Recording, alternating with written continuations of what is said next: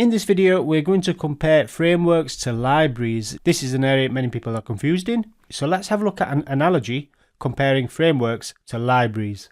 So how exactly is a framework different from a library? So for example, there's lots of similar steps with applications the developers build, and it's likely many of the requirements you need to fulfill has been done before, and for these kind of tasks, libraries have been built.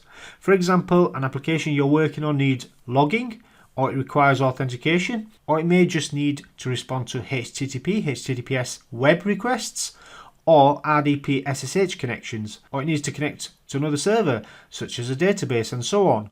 So even if the application you're building is unique, you still need to do all of these things, which are very common requirements or problems. And libraries exist for this very reason. You can see libraries as a bunch of code that have been purposely put together to solve common problems.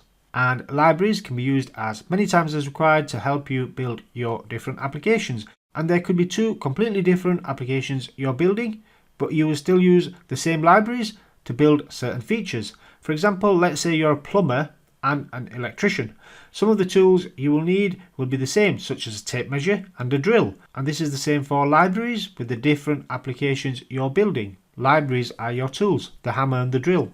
Now with framework, it's about building pretty much the same kind of application, but bespoke for different companies or different homes.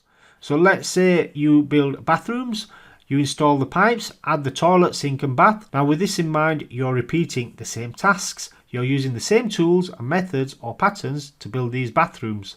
So with building bathrooms in mind, you create some very specific system that helps you measure and build the pipes for your toilet, and then it does the same for your sink and then the bath.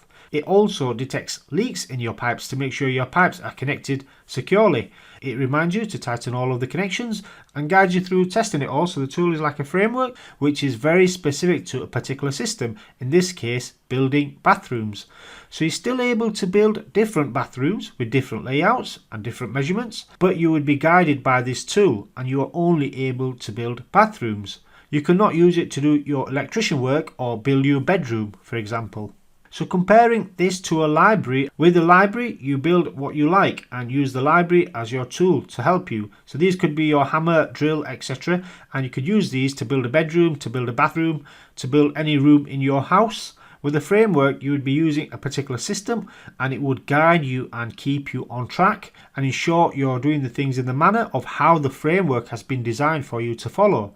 So you cannot use the framework to do your electrician work or build your bedroom. It's designed for bathrooms only, or let's say in the IT world, it's designed for particular web applications only, unlike a library. So frameworks help you do the job and guide you, but you don't have the flexibility. And with libraries, you're basically on your own. So you have no guidance, no template, the framework, but you have the libraries to use anytime you need them, regardless of what you are building.